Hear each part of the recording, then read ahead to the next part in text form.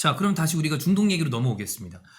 어쨌든 왜 이런 일이 벌어졌는지 중동을 좀 이해하기 위해서 저희가 쭉 오늘 이야기를 드리고 있는데, 이렇다고 해서 아까 처음에 썬킴 선생님이 말씀하신 것처럼 그러면 그들이 다 같은 그 어떤 것을 공유하느냐라고 하면 민족마다 다르고 그 안에서 이슬람 안에서는 또 역시 시아와 순위가 다르고 그들이 모여 사는 국가들마다 사이가 안 좋은 경우도 많고 그 안에서 전쟁들도 많이 했습니다. 아우. 엄청나게 많이 또 이 중동 내부에서 전쟁이 많았었는데 시아와 순위는 어떤 개념으로 분류를 하는 건지 알잖아요. 부터 그래도 설명을 좀 해주죠. 더 자세히 저도 이제 듣고 싶습니다. 그러니까 예언자 모하메드가 일단 예언자 모하메드는 어떻게 생겼는지 아무도 몰라요. 네. 왜냐면 예언자 모하메드 얼굴을 그리는 게 죄악이에요. 그리면 안 돼. 절대 그리면 안 돼. 그래서 모하메드가 등장하는 그림들 있죠. 예. 다 모하메드 얼굴에 천이 들어져 있어요. 그리는 순간 모욕이에요. 하여간 이 양반이 너무 일찍 죽었어요. 네. 그러니까 후계 구도를 안정하고 죽은 거예요. 중국 역대 왕조가에서 망하는 케이스가 제일 큰 이유가 뭔지 알아요? 후계자, 세자, 태자 안정해놓고 죽으면. 그러면 이제 이 안에서 싸움이 벌어지니까. 대판 싸움이 나죠. 네, 이거 누굴 정해줘야 되는데. 그러니까 후계자를 안정하고 하고 이러면 또 큰일 나죠. 네. 그러니까 죽었어요. 뭐여라 봐. 그러면 2대 지도자를 우리가 정해야 되는데. 모하메드 그 이제 후임을. 갑자기 돌아가셨다. 네. 어떻게 할까? 두 파로 나눠요. 두 개. 하나는 뭐냐면 어찌 됐거나 선지자 모하메드의 혈족 중에 한 명을 선택을 하자. 그 피를 받은 네. 친인척 중에 한 명을 선택하자 파가 있고 네. 또 한편은 무슨 소리냐? 아니 무슨 친인척이라고 해서 무슨 무슨 능력이 있다고 하는 보장이 어디냐? 여러 선지자가 가운데서 능력 있는 사람을 그냥 제2의 지도자로 뽑자. 두 파로 나뉘어. 어떤 파가 더 좋다고? 느낌상 그냥 세습하는 것보다는 CEO 체제로 가는 게 능력 있는 사람들을 하는 게 조금 더 합리적이어 보이는데 종교적으로 봤을 때는 그 모하메드 혈족으로 가는 게 훨씬 더 사람들한테 이 좀 어필을 많이 할 것 같기도 하고. 박쥐같이 그래 하나 정하는. 저는 CEO로 가겠습니다. 그래서 능력 있는 사람으로 가자. 능력 있는 사람 가자. 네. 역시 사우디아라비아를 좋아하시네. 저 좋아하죠. 네. 이란 싫어하죠. 이란보다는 그래도 사우디 쪽이 이제 돈을 많이 풀고 있기 때문에. 네. 그래가지고 두 파로 나뉘어요. 네. 그래가지고 이제 그 혈족이 아니라 실력대로 가자가 순위파가 되고. 순위. 그다음에 무슨 소리야? 무슨 일이 있어도 모하메드의 친인척 중에 한 명을 후계자를 뽑자가 시아파가 돼요. 그러니까 시아파가 극소수파예요. 대부분의 이슬람 국가는 다 순위파예요. 순위다. 그러니까 이란만 외롭게 싸우고 있는 건데 이란이 이제 시아파의 그 종주국이거든요. 예. 순위파의 종주국은 사우디아라비아고. 저번에 이렇게 말씀드렸잖아. 외우려고. 시아버지 친인척은 시아버지 시아파. 예. 야 순서대로 하자. 1, 2, 3, 4 순위대로. 순위파. 그렇게 외우면 돼요. 그런 식으로. 그럼 이제 더 혈족과 이 순혈주의가 이란 쪽이라고 보면 될 것 같고. 다수파가 그러니까 그 피를 받은 사람을 지도자로 뽑자가 이란이고. 그게 뭐 어디냐? 그냥 실력대로 가자가 순위. 앵커께서 좋아하시는 그 사우디아라비아 사우디. 순위파. 이쪽이 훨씬 더 다수다. 이 둘이 얼만큼 싫어하냐면 무려 1000년 동안 둘이 전쟁을 벌였는데 가장 최근의 하이라이트가 1980년부터 1988년까지의 이란 이라크 전쟁이잖아요. 여기에 79년도에 호메이니용이라는 할배가 나타나가지고 이란의 팔레비 왕조를 뒤집어엎고 팔레비 왕조는 굉장히 친미 정권이었어요. 예. 어느 정도 친미였냐면은 딱 보니까 우리가 친미 넘버원, 그 다음에 미국을 좋아하는 나라 넘버2가 코리아네. 네. 가가지고 우리 같은 미국을 좋아하는 나라들끼리 각각 우리 수도에 이름 딴 도로 만듭시다. 네. 해서 테헤란로가 있고, 우리가 테헤란로 있고, 테헤란로에 서울로가 있고. 네. 근데 이 팔레비 정권을 뒤집어 엎어서 호메이니용이라는 사람이 이슬람 혁명을 일으켰네요. 히잡 무조건 이제 써야 되고. 네. 이걸 이제 미국이 마음에 안 드는 거죠. 쟤네 왜 저래? 쟤네 왜 저래? 네. 너희들 막 가겠다는 거야? 이란 너희들 한번 엿대봐라. 그래서 79년도에 이제 이슬람 혁명이잖아요. 바로 그 다음에 사담 후세인을 포득입니다. 네네네네. 이라크의 후세인. 진짜 우리 알고 있는 이라크 후세인. 우리가 알고 있는 그 후세인. 굉장히 오래 다스렸어요. 네네네네. 우리 미국이 도와줄 테니까 네. 미국뿐만 아니라 모든 순위파 중동 국가 더 밀어줄 테니까 특히 소련 일로 와봐. 그때 브레즈네프였거든요. 브레즈네프 일로 와봐. 우리 심지어 소련까지 우리가 도와줄 테니까 이란 작살내. 음. 진짜요? 도와주실 겁니까? 네. 그럼 한번 해봐. 야 미국과 소련 지금 냉전 시대인데도 지금 이러고 너희들 밀어주는데 그럼 못하냐? 해. 제가요? 해서 당시 이제 이란의 호메이니 형은 이런 말이에요. 이란 대 전 세계 전쟁이라고. 이란 대 전 세계. 뭐 사실 틀린 말이 아닌 게 뭐 미국에 소련에 다 이렇게 돼 있으면 그렇게 보이는 구도니까. 그러니까. 네. 호메이니 형의 이란이 혼자서 그러니까 여기는 다 아웃되고 레드카드로 쫓겨나고 여기서 한 명이 뛰고 저기 11명이 뛰는 거예요. 네. 소림 축구야. 11대1. 근데 실제 그 공식적인 피파 매치에서는 그 정도로 몰수 레드카드 많이 나오면 그냥 경기를 몰수패 처리합니다. 이거 불가능한 경기를 한 거 아니에요? 불가능한 경기. 피파고 나발이고 그런 거 없어. 피파고 대파고 양파고 너희는 그게 먹어. 네. 왜 학교야? 했는데 끝까지 버텨내가지고 일단 이겨요 이란이. 이란이 이겼다. 그러니까 이란 지금 저희가 중동 내부에서 그 종교적인 어떤 종파 문제 때문에 싸움의 전쟁을 말씀을 드리는데 첫 번째 대표적인 게 이란 이라크고 싸움은 이렇게 났다. 근데 이란이 소수임에도 불구하고 버텨내고 이겼다. 당시 표면적으로는 그러니까 내부적으로 봤을 때는 그 이슬람 정권, 시아파 정권, 호메니 정권을 날리기 위한 미국과 소련 전 세계인의 그런 무슨 음모였을지 야합일지 모르겠지만 네. 표면적으로는 시아파와 수니파의 대결이었어요. 여기서 시아파인 이란이 이겨요 일단은 가까스로. 가까스로 이겨요. 무너지지 않은 거네요. 무너지지 않은 거예요. 여기에 호메이니가 너무 열받아가지고 1년 후인 89년에 화병으로 죽어요. 그 정도 전쟁했으면 사실 이제 또 뭐 힘도 들었을 것 같고 건강도 안 좋아졌을 것 같고. 호메이니가 그때 한 유언이 그거였잖아요. 그때요. 전 세계에서 이란의 친구는 단 한 명도 없다. 그리고 마지막 유언이 뭔지 알아요? 핵 개발하라고. 이게 핵이 있어야 우리가 이 이상 구도를 버틸 수 있다. 네. 근데 이게 사실 생각해 보면은 이란이랑 이라크랑 전쟁을 했는데 네. 이란은 시아파잖아요. 예. 근데 이라크에도 시아파가 다수예요. 이라크도 시아가 다수다. 네. 그러니까 아까 말씀드렸지만 중동을 이렇게 마음대로 쪼개는 덕택에 그러니까, 네. 같은 곳만 있는 게 아니니까. 네. 게다가 이라크 안에서는 시아파랑 수니파랑 엄청 싸웠어요. 근데 수니파가 소수인데 네. 뭐 어떻게 해서 정권을 잡은 게 사담 후세인이에요. 네. 근데 사담 후세인이 이게 왕정이 아니고 공화정이기 때문에 투표해야 되잖아요. 그렇죠. 근데 투표를 하면 시아파한테 무조건 지죠. 네. 시아가 더 많고 그러니까 엄청나게 탄압을 했거든요. 시아파를.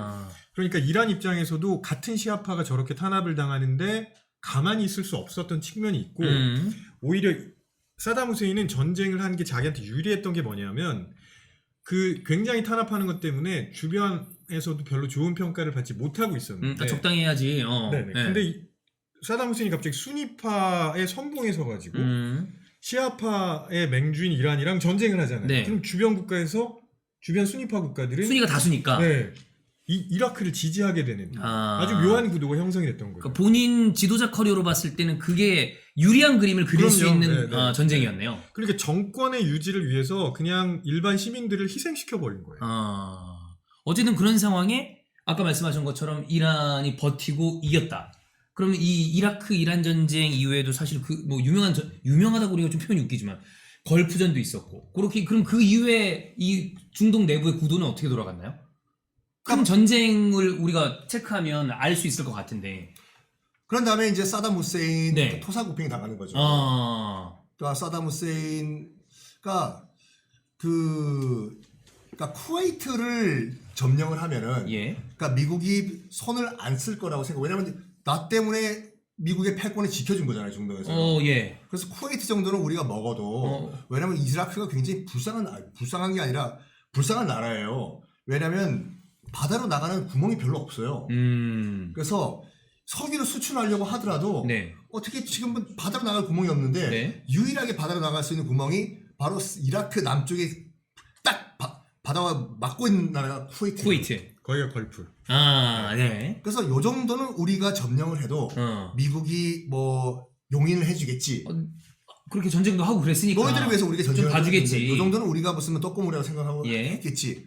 웬걸 점령하자마자 당시 이제 부시 대통령 같은 경우에는 이거 뭐라고 할까 우리가 짜놓은 중동의 패권에 저거들이 지 맘대로 지금 행동을 하네. 한번 또 밟아줘. 한번 저쪽 한번 이쪽에 이번 저쪽에 한번 밟아볼까.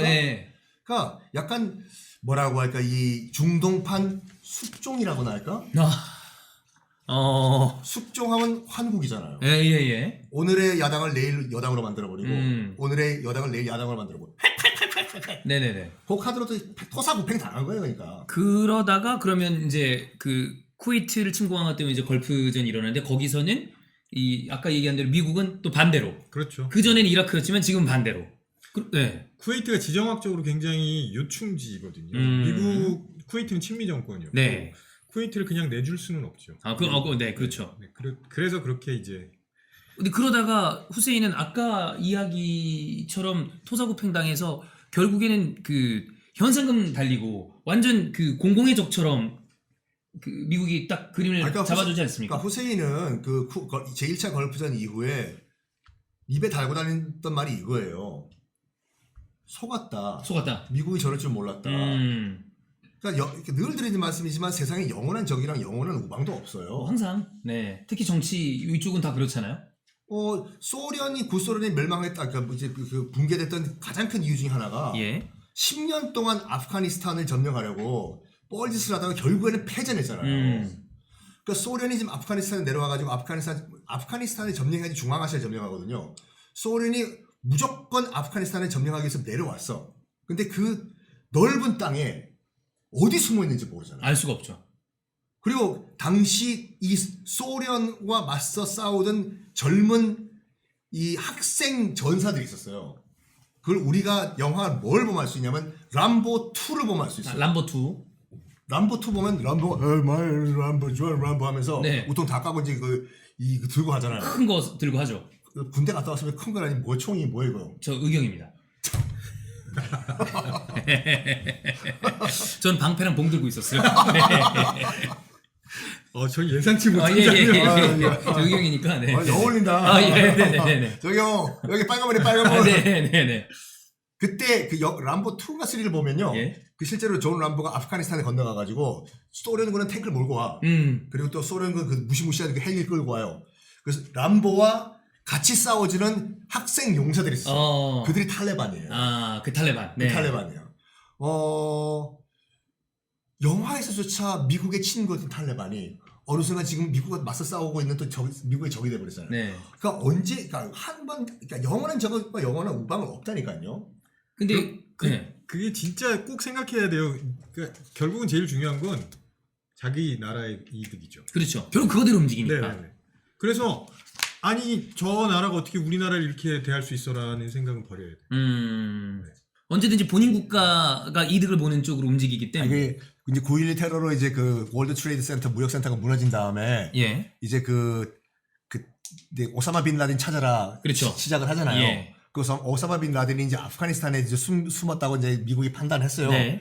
그러면서 아프가니스탄을 공격을 하기 시작하는데 그때 아프가니스탄 탈레반이 정말 큰 명언을 했어요. 아직까지 저는 진짜 누가 그 말을 정했는지 명언이야. 뭐라고 했는지 알아요? 뭐라고 했죠? 그때 미국이 크루즈 미사일을 이 지중해에서 정박해 있던 구축함과 순양하면서 쫙 크루즈 미사일 날렸어요. 아프가니스탄에 카불이잖아요, 수도가. 쏘라고. 쏴라. 아프가니스탄 탈레반이 뭐라고 했는지 알아? 너희들이 쏘는 크루즈 미사일보다 비싼 건물 우리나라에 하나도 없다. 너희 손에다고. 네. 비싼 건물이 어디 있어 거기요? 없겠죠. 그렇죠. 그러니까 미사일은 사실 되게 이제 고가인 데다. 그리고 아프가니스탄은 제국주의의 무덤이라고 해요. 그러니까 처음엔 인도로 내려가기 위해서는 아프가니스탄을 차지를 해야 돼요. 예. 그래서 영국이 아프가니스탄을 처음 제국주의로 침공을 했어요. 박살이 나서 나갔어요. 그 다음 들어온 게 소련이에요. 네. 영화 람보에서 보는 것 같이 박살이 돼서 나갔어요. 네. 그 다음에 미국이 들어갔어요. 미국도 쳐놓고 그냥 에라이 모르겠다고 포위갔잖아. 네. 제국주의의 무덤입니다. 옛날에 중국도 거기 들어가기 쉽지 않았었고. 그렇죠. 네. 근데 이제 진짜 그 국가 이익이 중요하다는 걸 보여주는 사례가 여기 중동에서 되게 많지만 예. 제가 어찌 보면 상당히 안타까운 게 우리가 아까 잠깐 얘기했던 쿠르드족이죠. 쿠르드족도 원래 영국이 자치권을 보장하는 수준 정도로는 해주겠다는 뭐 암약 정도가 있지 않았나 싶긴 한데 그 쿠르드족이 터키에도 있고 시리아에도 있고 이라크에도 있고 이란에도 이렇게 걸쳐 있거든요. 근데 쿠르드족이 많이 살고 있는 이라크 북동부 쪽에 예. 키르쿠크라는 데 유전이 그래서 영국이 안 되겠다. 유전이 있는데. 네. 그래서 쿠르드족 이렇게 해주면 안 되겠다라고 했는데 쿠르드족은 또 나중에 한번 미국한테 또 배신을 당해요. 그때 IS가 이라크 북동부에서 막 엄청나게 세력을 확장할 때 오바마 대통령이 미군을 거기다 파견을 하기가 좀 상당히 부담스러우니까 우리는 제공권을 장악해서 거기서 공중으로 포격을 할 거야. 그러면 니네가 싸워줘. 해서 쿠르드 민병대가 IS 퇴치에 엄청나게 공을 네네네. 많이 세웠단 말이에요. 예. 그래서 또 어느 정도 좀 해줄 거라고 기대를 했는데 터키가 네. 안 돼. 이거 하면은 우리 그 미군 니네 나토 공군기지 빼버릴 거야. 이렇게 해가지고 결국은 아무것도 못 받게 됐어요. 쿠르드족은. 쿠르드족은 정말 억울한 거죠. 좀 그들도 좀 불쌍하네요. 네. 그러니까 이게 단순히 그냥 명분에만 의존했을 때 네. 과연 이게 맞는 거냐라는 고민을 해봐야 돼요. 국제사회에서는 무조건 네. 근데 이게 국가 이익이. 사실 우리가 이런 상황에 이득을 볼 수 있는 형태로 움직이는 게 가장 영리한 움직임인데 그거랑 별개로 우리가 듣는 일반적인 정보들은 이득과 별개로 주로 패권 국가인 서방 국가들의 시선에서 바라본 이야기를 듣다 보니까 지금 오늘 얘기해 주셨던 뭐 탈레반, 그다음 뭐 IS, 뭐 혹은 이런 뭐 이슬람, 뭐 테러 이런 것들이 되게 악처럼 규정돼서 받아들여지는 경우가 굉장히 많잖아요. 그렇죠. 지금 저기 뭐 2003년도에 이라크 전쟁이 일어난 이유에 대해서 설명해 달라고 하시는데 9.12 테러 때 뭐 하셨어요? 9.11 테러 때 저 고등학생이었어요. 제가 아침에 자습하고 있는데 그 윤리 선생님이 너네도 이거 알아야 된다. 그러면서 그 기자재 TV 켜놓고 속보 보고 그랬었던 기억이 나요. 저는 군에 있었습니다. 아 역시 또 그 학력고사 세대시기 때문에 비상 걸렸죠 그때요. 네, 갑자기 저는 이제 그 근무복 입고 근무하고 있었는데 갑자기 전투복 입고. 와, 네. 깜짝 놀란 게 저는 그 9.12 테러 때 이제 저는 이제 직장 생활하고 있었는데 예, 용산 미8군 기지죠. 네네네네. 저 의경 때 많이 갔어요. 뭐예요? 그 스테이크 먹으러? 그냥 아니, 막아야 되니까. 예, 그거 이제 방위가 아니지. 저도 이제 제대한지 모르겠어. 단어가 기억이 안 나는데 경계근무소입니다. 그렇게 왔다 갔다 서면서. 네. 아니 그 용산 지금 그 구청에서 내려와가지고 네. 지금은 부서진 크라운 호텔 지나가지고 그런데. 추억이 크라운 호텔. 예. 그 내려가는 길 보면 용산 미8군 그 메인 포스트라고 해서 정문이 보여요. 오른쪽에 있잖아요. 맞아요. 여기 장갑차가 대여섯 대가 서 있는 거야. 와, 그럼 진짜 살벌했겠다 그때. 완전 중무장 풀 무장한 미군이 네. 딱 M16 들고 예. 장갑차 탔을 때 이건 전쟁이구나. 큰일 났다 이거. 하여간 뭐 안타까운 일이에요. 안타까운 일이어서 미국 그 9.12 테러는 안타까운 일이었지만, 예, 그렇죠 당연히. 그러니까 미국은 어찌됐거나 무조건 중동에서 미국의 개기는 세력이 이기면 안 돼요. 역사적으로 아까 2차 대전 이후에 왜냐면 석유 때문에 여긴 최대한 친미 정권들을 만들어놔야 돼요. 근데 1차 걸프전 이후에 사담 후세인이 사라질 줄 알았는데 안 사라지고 끝까지 버티네. 네. 각종 경제 제재를 다 가해요. 네. 그때 이제 이라크 바그다드에 갔다 오신 분에 따르면 호텔 로비에 네. 부시 대통령 얼굴이 이 타일로 장식이 돼 있더래요. 밟고 지나가라고. 밟고 지나가. 받고 지나가라. 미국 너희들이 아무리 경제 제재 해봐라. 우리는 버틴다. 그렇다고 해서 무슨 침공을 하려고 해도 명분이 있어야 되잖아요. 뭐가 있어야죠. 모든 전쟁은 명분이 필요해요. 네. 베트남전 같은 경우에 통킹만 사건 어쨌든 이렇게 명분이 있어야지 더 치고 들어갈 거 아니에요. 그렇죠. 명분이 없네. 아니 영화 대사에도 나오죠. 명분이 있어야 그래야 최익현이 맞고 그 다음에 들어가죠. 하정우가 네. 밥을 먹고 있는데 쉐이킹이 오잖아. 네. 도와달라고. 삼촌. 우리 건달도 명분이 있어야 돼. 명분이 없잖아. 근데 마침 그래서 이게 음모론이 나오는 이유가 딱 그 시기에 하필이면 그때 왜 이 뉴욕 센터가 무너졌냐. 그러면서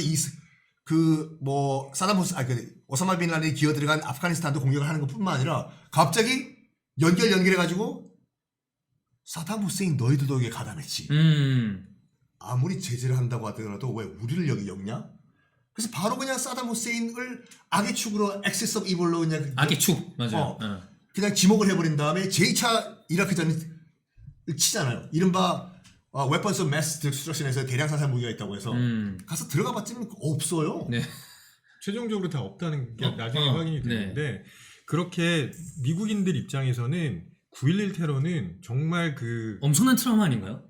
트라우마도 그런 트라우마가 없을 네. 거예요. 왜냐하면 미국이라는 존재 자체가 무너져 버린 느낌일 그렇죠. 거예요. 전 세계 초강대국인 미국에 그 테러리스트가 들어와서 상징적인 건물 두 개를 그걸 비행기로 네, 그냥 네, 갖다 네. 박았으니까. 그러다 보니까 그때 부시 입장에서는 이거를 이 관심을 돌려서 내가 처단할 그 대상을 찾는 게 굉장히 용이했었죠. 예.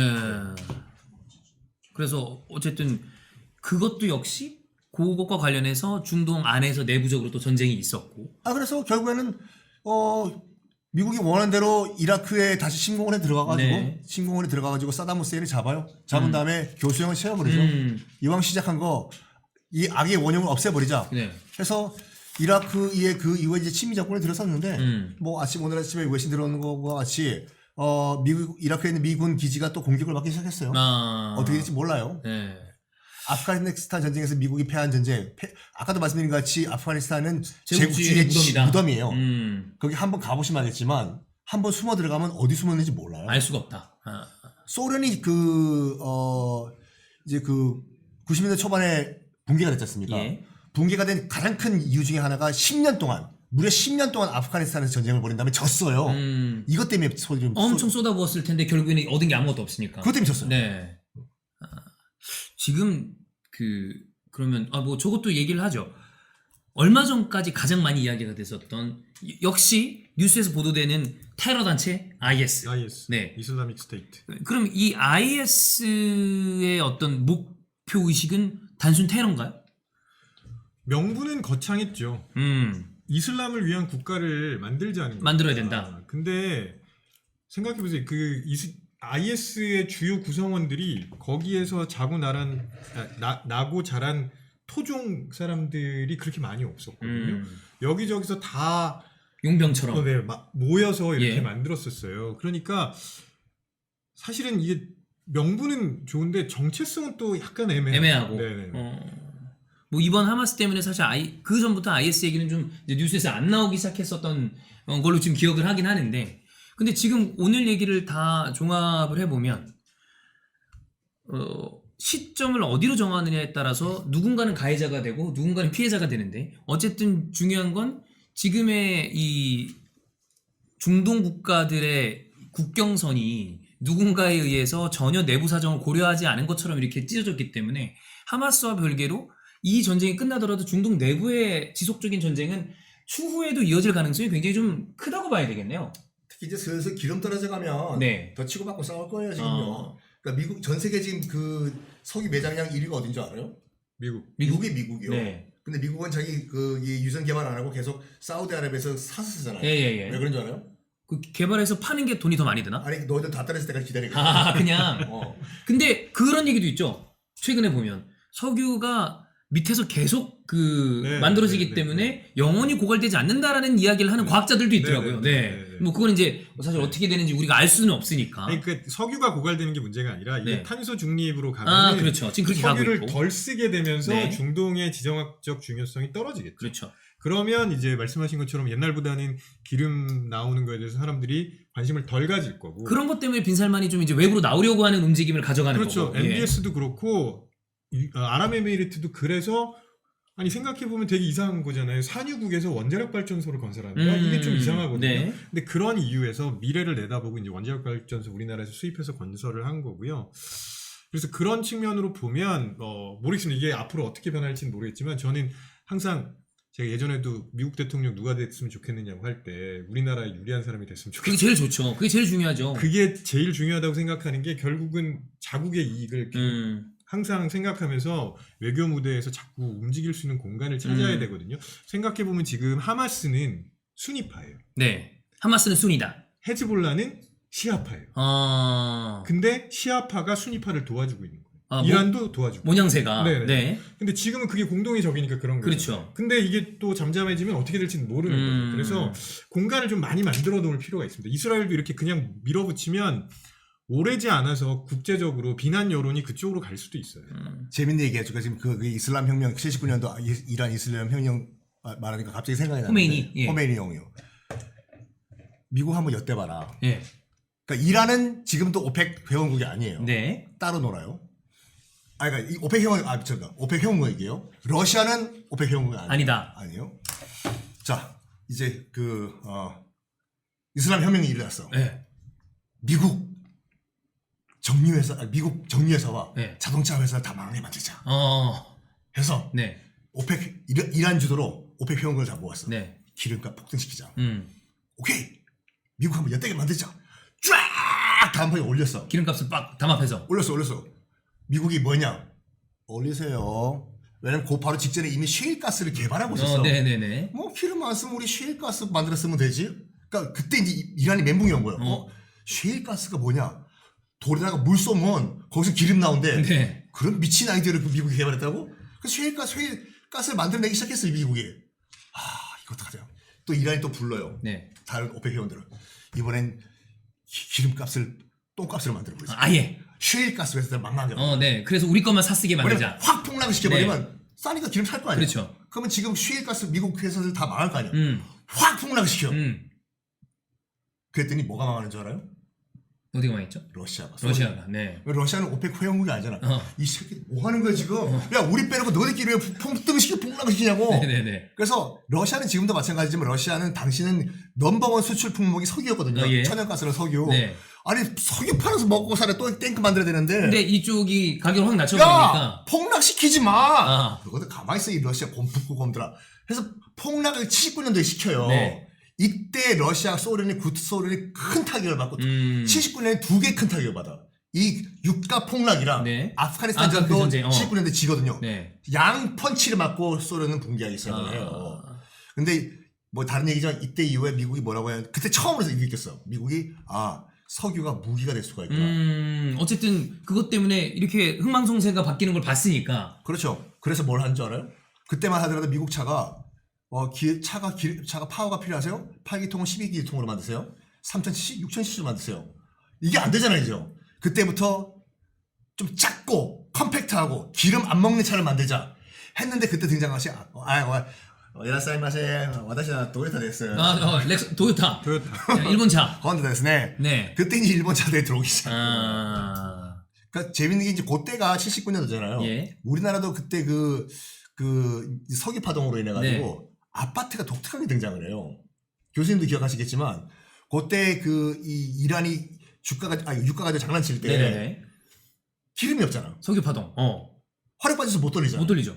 전기가 없잖아. 예. 그래서 그때 딱 등장한 아파트들은 뭐냐면 2층이 한 엘리베이터 하나 쓰는 아파트. 그런 게 있었어요?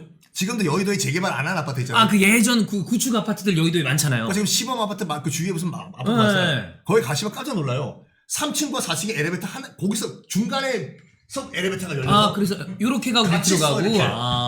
기름값 아끼려고. 기억 안 하고 싶었는데 기억이 나요. 저는 이제 태어나기 전에 거기 이렇게 보면 70년대쯤에 입주한 아파트들 많잖아요. 그 근방에. 요즘 다 그런 아파트들이 거기. 거기 딱 그때 그 이란이 유가 가지고 장난칠 때 그때 그런 아파트가 등장을 합니다. 가서 3층과 4층 사이에 오빠 왜 여기 엘리베이터가 한 층밖에 안 써?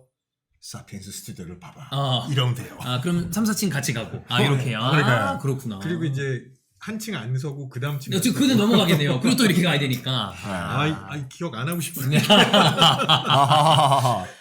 자, 여튼 오늘은 지난번 유대인과 관련된 이야기를 다뤘다면 오늘은 중동 국가들에 대한 이야기를 다뤘는데 지난번도 그렇고 이번에도 그렇고 방금 김태훈 교수님이 종교가 들어오는 순간부터는 이제 왜가 없다, 네, Y가 없다라고 말씀을 해주셨는데 그런 것과 지금 중동 내부의 사정을 조금만 들여다보면 추후에도 뭔가 이런 평화라는 단어랑은 뭔가 항상 거리가 좀 먼 지역이 되지 않을까라는 생각이 계속 좀 드네요. 근데 그런 것과 별개로 이런 민간인들이 피해를 받는 이런 일들은 좀 절대 다시 안 나오면 좋겠는데 요런 지금 이 이슈가 언제까지 지속될지는 잘 모르겠습니다. 방금 말씀해 주신 것처럼 이스라엘도 이게 기간이 길어질수록 전체적인 국제 이 무대에서 지지를 받기 어려울 텐데 어떤 식으로 좀 마무리를 짓고자 할지.